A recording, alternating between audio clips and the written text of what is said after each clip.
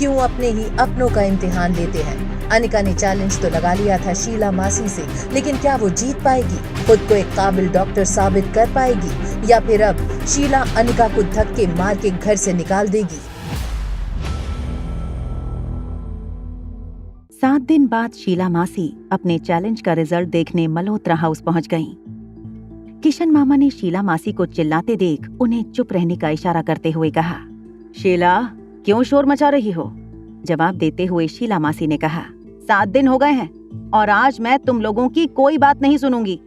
उस लड़की ने मुझे तुम सबके सामने चैलेंज की थी।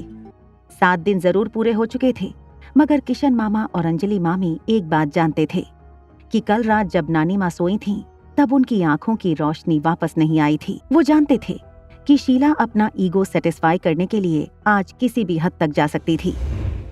किशन मामा खुद भी इस बात से परेशान थे।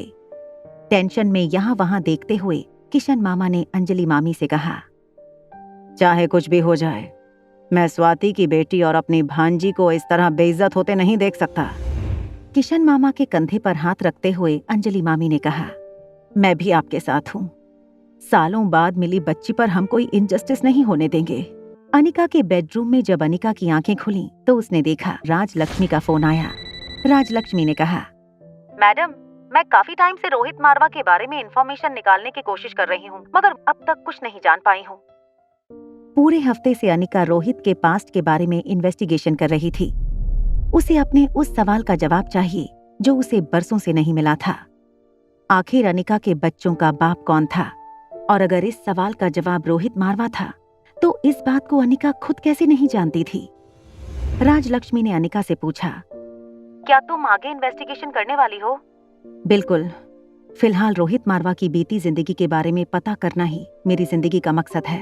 अनिका ने कमरे से बाहर निकली। अनिका जैसे ही स्टेयरकेस से नीचे उतरकर नानी माँ के कमरे में जाने लगी, शीला मासी ने ठीक स्टेयरकेस के सामने आकर उसे रोक लिया।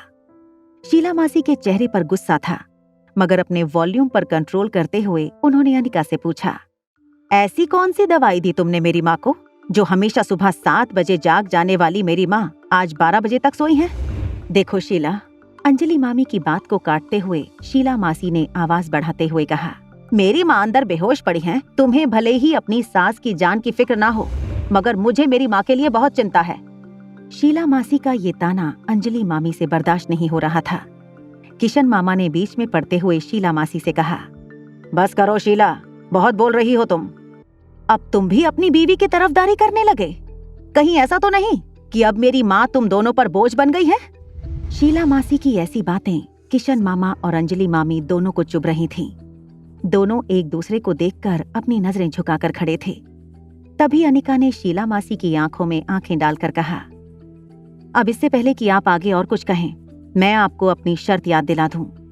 तो अंदर चलते हैं, नानी माँ को जगाकर देखते हैं कि आज कौन जीता और कौन हारा। कानेशी नानी माँ के बेडरूम में चली गई। अनिका नानी माँ के बेड पर बिल्कुल उनके बगल में उनके सर के पास जाकर बैठ गई। धीरे से उनके सर पर हाथ घुमाते हुए अनिका ने नानी माँ को आवाज लगाई, नानी माँ, आंखें खोलिए। अनिका की आवाज कानों पर पड़ते ही नानी माँ ने धीरे से अपनी आंखें खोली। उन्होंने अपनी आंखें मसलते हुए कहा, हाय राम, ये मेरी आंखें इतनी जल क्यों रही हैं? जैसे ही नानी माँ के मुंह से ये शब्द निकले, अंजलि मामी और किशन मामा एक दूसरे को देखने लगे। उन्हें पता था कि अब शीला अनिका के साथ बहुत बुरा व्यवहार करेगी। कि अंजलि मामी उनकी आंखों में पानी छिड़कने वाली थी। नानी माँ ने अंजलि मामी से कहा, अरे अंजलि, तुम्हारे चेहरे पर झुर्रियां पड़ने लगी हैं। नानी माँ के मुंह से ये बात सुनकर अचानक जैसे कमरे में मौजूद सभी लोगों की सांसें अटक गईं। किशन मामा और अंजलि मामी की आंखें छलकने लगीं। थोड़ी देर बाद अंजलि मामी बड़ी मुश्किल से कुछ बोल पाईं। उन्होंने नानी माँ से पूछा, मम्मी जी, आप क्या सचमुच मुझे देख पा रहे हैं? इस बात पर खुद नानी माँ ने सरप्राइज होकर कहा, अरे मैं तो तुम्हें देख रही हूँ, वो भी पूरे 20 साल बाद। कभी सोचा नहीं था कि इस जिंदगी में दोबारा अपने बेटे को कभी देख पाऊंगी। चलो, कुछ तो पुण्य कमाए होंगे मैंने इस जीवन में, जो दोबारा अपने बेटे को देखने का मौका मिला।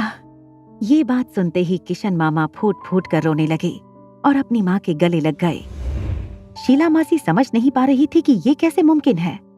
जिस माँ का इलाज 20 सालों से बड़ा डॉक्टर नहीं कर पाया था, वो अचानक कैसे देखने लगी थी। तभी नानी माँ का ध्यान शीला मौसी पर गया। नानी ने शीला मौसी को पास बुलाते हुए कहा, शीला, तुम अब तक नहीं सुधरी। सालों पहले तुम एक छोटी बच्ची थी, मगर अब तो तुम्हारे यहाँ भी एक नन्ही बच्ची आ गई है। अब तो जरा सा अपनी जबान को लगाम देना सीखो। बात बात पर गुस्सा करना इस उम्र में अब तुम्हारे लिए ठीक नहीं है। मामी ने इशारे से अनिका को आगे बुलाते हुए कहा, मम्मी जी, पहचानो कौन है ये? जब अनिका धीरे से नानी माँ के सामने आई तो अनिका को देखकर नानी माँ हैरान हो गईं और नानी माँ बिना सोचे बोल पड़ी, मेरी बच्ची स्वाति। अनिका इस वक्त ठीक वैसी ही लग रही थी जैसे 25 साल पहले उसकी माँ लग रही होंगी।